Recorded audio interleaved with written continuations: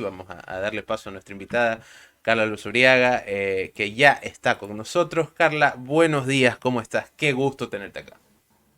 Hola, ¿cómo estás, Johan? Muy buenos días. Es un gusto para mí participar acá. Bueno, ¿cómo te agarra el viernes? ¿Todo bien? ¿Todo correcto? Todo bien, suavito. Está haciendo un poquito de frío nada más. ¿En serio? ¿A qué clima estás? Yo quisiera un poco de frío ahora mismo. Estoy en Loja. ¿Cuánto es Loja? 2100 MSM. Estoy medio, no ¿Y sé. temperatura? Más o menos Ay, no tengo 16 idea, grados. ¿sabes? La Menos. temperatura nada más lo que siento. Sí debemos estar a 16, 15. Está muy bien. Carla, la verdad es que tenía pensado invitarte desde que pasó lo de Olón, porque había leído un par de cosas que pusiste que me parecieron interesantes. Pero esta semana ocurrió algo y es que comenzó a revisarse cuánto nos genera la minería, en teoría, o cuánto generó la minería en el 2023, que es solamente como 200 millones. A esto uno pensaría que sería mucho más. A esto se le agrega que las empresas mineras tienen un montón de subsidios, un montón de cosas. Y yo sí quiero preguntarte cuál es el estado del derecho ambiental aquí en este país, porque como todo, yo imagino, yo percibo que estamos viviendo de forma precaria, pero quisiera como que una perspectiva un poco más profesional al respecto, saber en qué estado está realmente Ecuador en ese aspecto. Bueno, el derecho ambiental en Ecuador yo diría que está desregularizado y es una contradicción porque técnicamente tenemos una cantidad increíble de normativa ambiental, la esperada en un país con las características ambientales que tiene Ecuador, ¿no? O sea, Uh -huh. una biodiversidad increíble y también una fragilidad ecosistémica muy, muy notoria.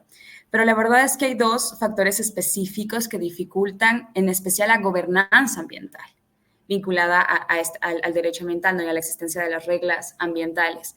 Y lo principal sería la falta de regularización respecto del contenido de los derechos de la naturaleza constituidos en 2008 y que no se han incorporado completamente las concepciones que se han desarrollado que previo a la Constitución de 2008 y que durante las conversaciones y después de la aprobación estos conceptos no se han incorporado a la forma en la que se administra el Estado y específicamente en el que se administran las cuestiones ambientales. Y un segundo problema muy, muy escaso, no sé, no presente en el derecho ambiental es la regularización de las consultas previas. Las consultas previas catalogadas como consulta previa a comunidades indígenas, pero también una muy importante y un derecho muy específico del que se habla muy poco, que es la consulta ambiental a comunidades no indígenas, a comunidades no afro o a comunidades no montubias, básicamente cualquier persona que pueda sufrir un impacto ambiental por cualquier actuación estatal o privada que necesite alguna regularización ambiental, ¿no? Uh Entonces, -huh. yo diría que, o sea, y eso está obligatoriamente vinculado a la falta de gobernanza, capacidades institucionales para facilitar esta gobernanza en todos los niveles de gobierno y no únicamente a nivel de ejecutivo. O sea, hay reglas, pero no se ejecutan, ese es un problema, ¿no? Con lo que me dices que existe reglamento, pero no hay, digamos, eh, parece que un seguimiento. Y lo otro que mencionas es esto de la consulta previa, que ahí me surgen dos preguntas. Primero, para comprenderlo un poco más cercano, como no estoy tan empapado del tema, quiero preguntártelo. Esta consulta previa es, como ejemplo, digamos que la obra que hicieron en Malecón del Salado cuando crearon Guayarte, eso debió ser consultado con nosotros, los que vivimos en Guayaquil, por ponerlo de alguna forma. Si es que hay impacto ambiental directo, sí, pero la verdad es que los niveles de constitución, perdón, de participación que regula la constitución son tan amplios que si es que hay impacto ambiental directo, yo puedo tranquilamente ser consultada a través de la representación que se otorgan a través de los derechos de la naturaleza, ¿no? Entonces, si es que hay un impacto ambiental directo, había derecho a ser consultado. Si es que hay un impacto ecosistemas, cualquier persona puede ser consultada, cualquier persona puede participar más bien activamente antes que ser consultada, no es una cuestión de involucrarse en el proceso. Entonces sí, si es que hubo impacto ambiental, que entiendo que sí lo hubo, Brutal. ya ves, entonces obligatoriamente tendría que haber habido una consulta ambiental. Ujú. Claro, Porque no hubo. Pero bueno, pero la verdad es que Guayaquil incluso culturalmente es bastante poco amistoso con el medio ambiente. Ya desde cómo ven que se trata el estero. Pero bueno, eso es otra historia. Y bueno, ¿y cuál es el estándar internacional respecto a esto, Carla? Es decir, nosotros ya sabemos que estamos mal. ¿Cuál sería nuestro ideal? O sea, a qué país o qué ejemplo deberíamos seguir para no estar tan mal? Ok. Bueno, cuando hablamos de estándares internacionales, es más o menos como me estás preguntando sobre quién lo está haciendo bien. Ajá, Y yo diría que la verdad es que ningún país en el mundo. Es muy complicado y no podemos para nada comparar nuestra situación específica con, no sé, por ejemplo, Escandinavia o algún ujú, país nórdico, no sé, porque nuestras condiciones ambientales no son las mismas, nuestras claro, condiciones históricos o socioculturales tampoco lo son. Entonces, en realidad, lo interesante de la gobernanza ambiental es que se tiene que construir junto con las personas que interactúan con el ambiente directo y con la naturaleza todos los días. Y esto es importantísimo porque parte de la identidad nacional, al menos desde mi perspectiva y pues el privilegio que me da y la perspectiva que me da ser ecuatoriana, es que la identidad nacional se construye alrededor de la naturaleza y se ha construido así. O sea, es parte de nosotros, es parte de nuestro orgullo nacional, es parte de nuestra bandera. Entonces, en realidad, tendría que construirse con nosotros, ¿no? No es una facultad únicamente del gobierno administrarla, sino que precisamente por eso existen estos altísimos estándares de máxima publicidad de la información, de consultas, claro. etcétera. Yo diría que como la cuestión ambiental es tan transversal de las condiciones generales de gobierno y más contando la emergencia climática, pues obligatoriamente las personas necesitaríamos participar más de la forma en la que se toman las decisiones ambientales en el país. Y de eso, Y déjame solamente aclarar sí, una idea claro. pequeña de mi primera intervención, y es que, o sea, la ley existe, y es bastante, bastante válida, ¿no? Pero retomemos el caso de León, por ejemplo, que se Ujú, permita, por ejemplo, que el SUIA, que es el Sistema Único de Información Ambiental, automáticamente regule con base a la ley existente qué impacto genera tal o cual proyecto sin que haya una persona capacitada, que el ministerio debería tenerlas con competencias operativas para poder evaluar el verdadero impacto ambiental. Esa es una muestra de que en realidad la ley puede existir, pero si es que no protege esencialmente derechos ambientales y derechos de la naturaleza, pues es como no haber. y justo iba el caso Olón, porque siento que pasaron tantas cosas mal que capaz nos olvidamos de la base. Primero es el punto de vista de la élite, en este caso la élite económica, encabezada en este caso por Lavinia y por el presi, el simpatiquísimo presidente que tenemos, de agarrar Olón como que fuera su rancho y destrozarlo pasándose por todos los permisos. Este caso en particular, yo siento que solo se magnificó porque los personajes implicados son ellos, ¿no? Pero siento que esto pasa muchas veces, pero no se magnifica o no se publicita tanto. ¿A qué se debe esto? Esto es una cuestión culpa de las empresas, culpa de los medios, culpa de la sociedad que no le importa, es indiferente. ¿A qué crees que se debe? Bueno, lo primero es que yo concuerdo contigo de que no solamente era un grupo económico, son personas que ostentan poder económico, sino que se trataba del presidente de la República y que tuvo este tipo de repercusiones. Pero un segundo factor que a mí me parece muy interesante es el lugar donde se pensaba hacer. Ujú, Si bien todos los ecosistemas en Ecuador tienen un valor intrínseco, social y culturalmente así se respetan unos más que otros. Y en el caso de Olón la costa en general, si bien ha habido una historia muy, muy arraigada y respeto a la naturaleza en estos espacios, es un lugar turístico, Olón. Es muy cercano es muy cercano a una de las urbes más grandes del país, es la urbe más grande del país, que es Guayaquil, y ujú. es muy próximo a las necesidades inmediatas de las personas que habitan Guayaquil y que tal vez tengan un cariño especial o sencillamente interés turístico, no sé, en Olón. Porque, por ejemplo, pasó algo, o sea, otro comportamiento de hacendado que tuvo Novoa dentro de su gobierno hace unos meses fue que él fue personalmente a una feria de, digamos, expositores mineros en Canadá, Sí. completamente particulares, no hubo en ningún momento ninguna interacción con el gobierno de Canadá, fue un procedimiento únicamente entre privados y el presidente de Ecuador.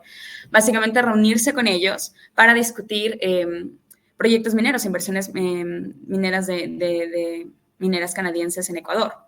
Eso a mí también me parece una actitud muy, muy impactante, pero como se trata de espacios que de alguna manera no tienen la relevancia social que tendría, por ejemplo, una playa, o bueno, en este caso el Esterillo, León, etcétera, pues yo diría que eso también impactó muchísimo cómo se juzgan las relevancias ambientales en el país. Y eso no es per se un problema, yo no lo veo como un problema porque pues ambientalismos hay en todas las regiones, hay en todos los lados, y vale tanto la resistencia de los comuneros de Olón como la de la resistencia de los comuneros en los páramos, por ejemplo.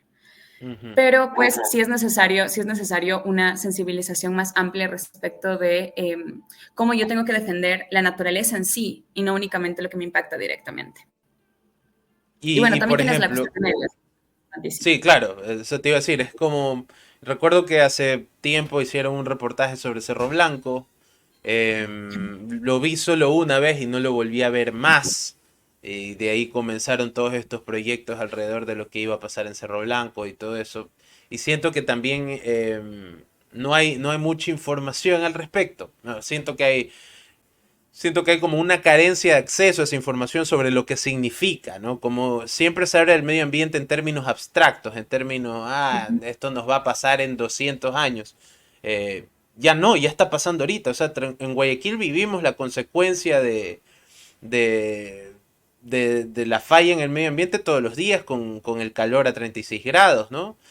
Eh, y ahí te quiero hacer otra pregunta. En estos casos emblemáticos, como el de Olón, ¿se puede hacer algo más en el después? Es decir, ya pasó, ya hubo una respuesta, ya hubo una reacción de la gente, de los comuneros. ¿Qué deberíamos hacer el resto como sociedad ahora? Lo ideal sería, yo sí siento que el activismo ambiental ha rendido frutos en Ecuador. Ujú. Lo ideal sería, o sea, yo les podría decir como movilicémonos, armémonos, Claro, claro, organicémonos, el vamos a... escenario y demás. idealista de Claro, sí, organizamos y, claro. exactamente, eso debería ser. Lo ideal sería literalmente organizarnos porque la institucionalidad ambiental en Ecuador es muy débil y yo sé que esto suena como un diagnóstico muy fácil, o sea, qué institución en Ecuador funciona, pero la Claro. institucionalidad ambiental en específico es muy difícil de hacerla funcionar porque está supeditada a los intereses del Ejecutivo.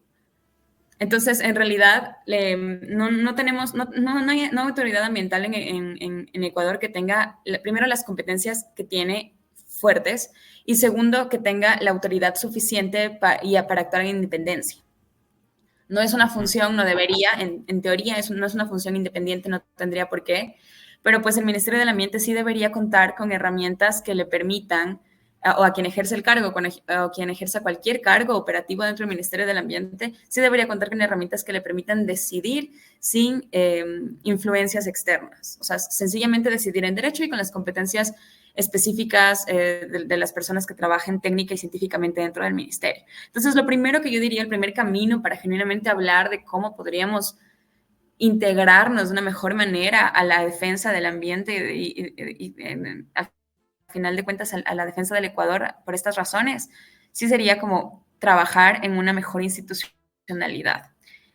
Y la verdad es que otro segundo aspecto muy importante es el de buscar información. Yo sí siento que la conciencia ambiental, obviamente no podemos comparar la situación actual con, no sé, el boom petrolero en los 70s, pero Claro. pues la conciencia ambiental sí es mucho más fuerte ahora que lo que era hace algunas décadas y seguirá creciendo por precisamente el acceso a la información que tienen muchas generaciones actuales. Entonces, yo sí siento que en realidad la organización sí es posible en este sentido porque la causa ambiental unifica mucho más de lo que separa.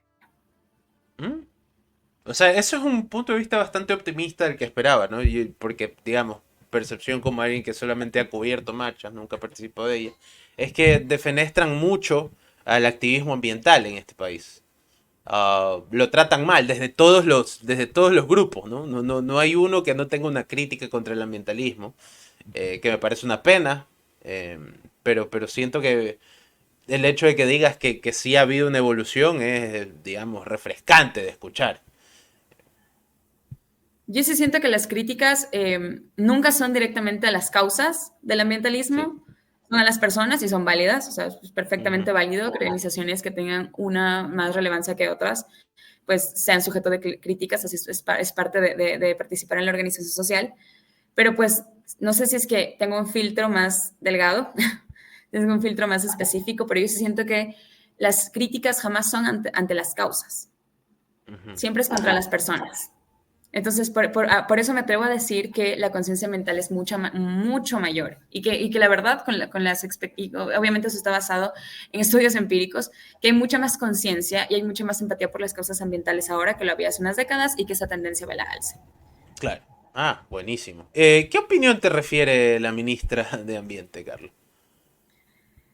La ministra de Ambiente, lastimosamente, me parece la representación gráfica, o sea, el epítome de esta falta de institucionalidad ambiental a la que me estoy refiriendo. No es una persona ostentando un cargo atada de manos, o sea, cualquier persona que esté ostentando este cargo va a estar atada de manos, pero ella en particular es muy servicial de las condiciones del Ejecutivo.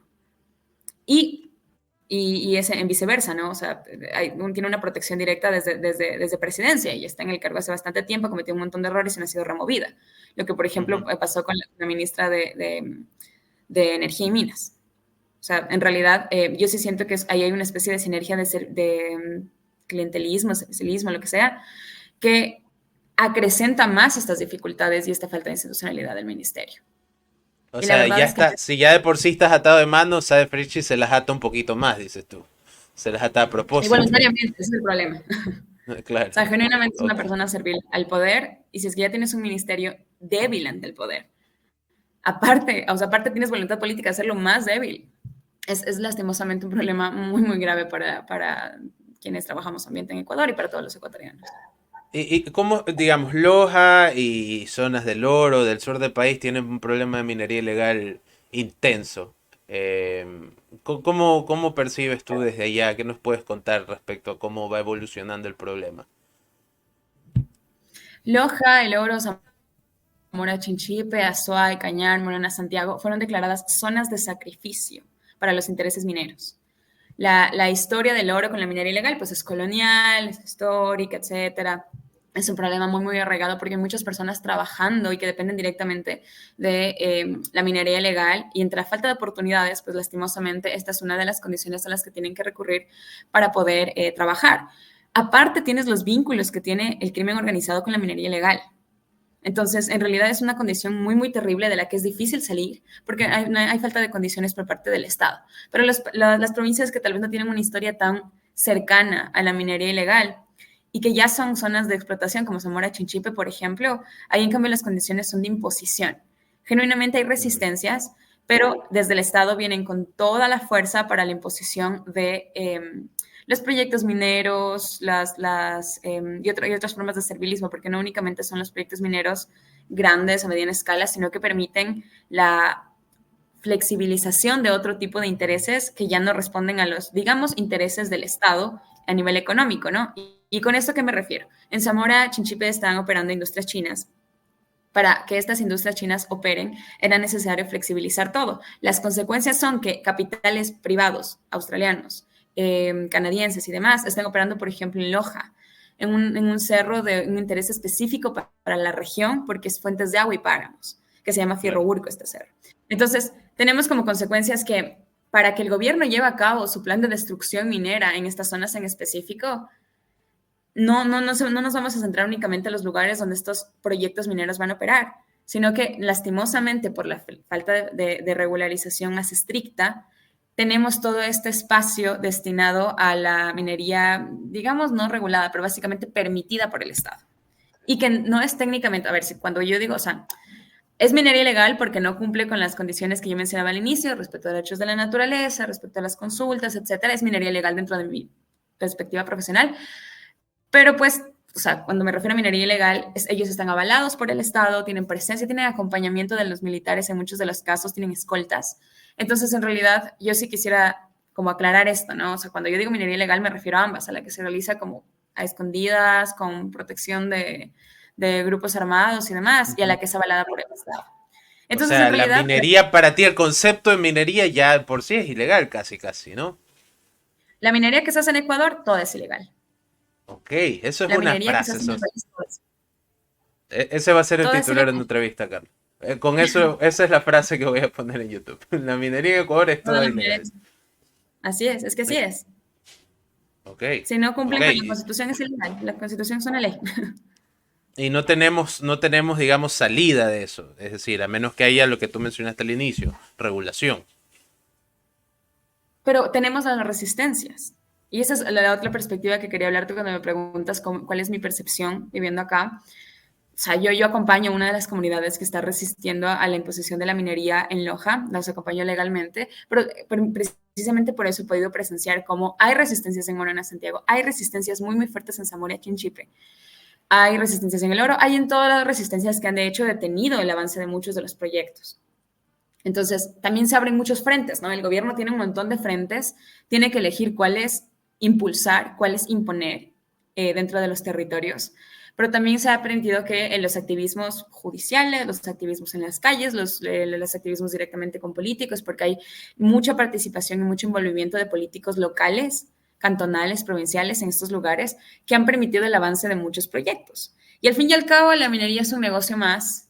Y si es que va a haber estas resistencias, pues naturalmente hay ciertas, no sé, las personas que invierten en la minería, pues lo piensan un par de veces antes de pensar en invertir en proyectos que terminan siendo violentatorios de derechos humanos, violentatorios de los derechos de la naturaleza y que dejan erosionadas las comunidades en las que operan.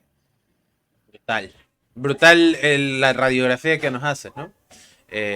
Carla, te agradezco muchísimo por tu tiempo. La verdad ha sido una gran conversación. Espero que aceptes la entrevista una siguiente vez también. Por supuesto, por supuesto. Muchísimas gracias a ti por la invitación y sobre todo por el espacio, porque es de lo que estamos hablando, ¿no? Tenemos que hablar más del tema ambiental en el país. Bueno, sí, yo también creo lo mismo y ojalá que esto sirva para que más gente sepa un poco lo que está pasando y tengamos un poquito más de noción, ¿no? Muchas gracias, Carla, que tengas un gran día. Adiós, igualmente. Chao. Estuvimos conversando con Carla Luzuriaga Salinas. ¿Escucharon eso? ¿Escucharon eso? Bueno, ese es el sonido del conocimiento, muchachos. Hay que saber y hay que tratar de abordar estos temas de la mejor manera posible.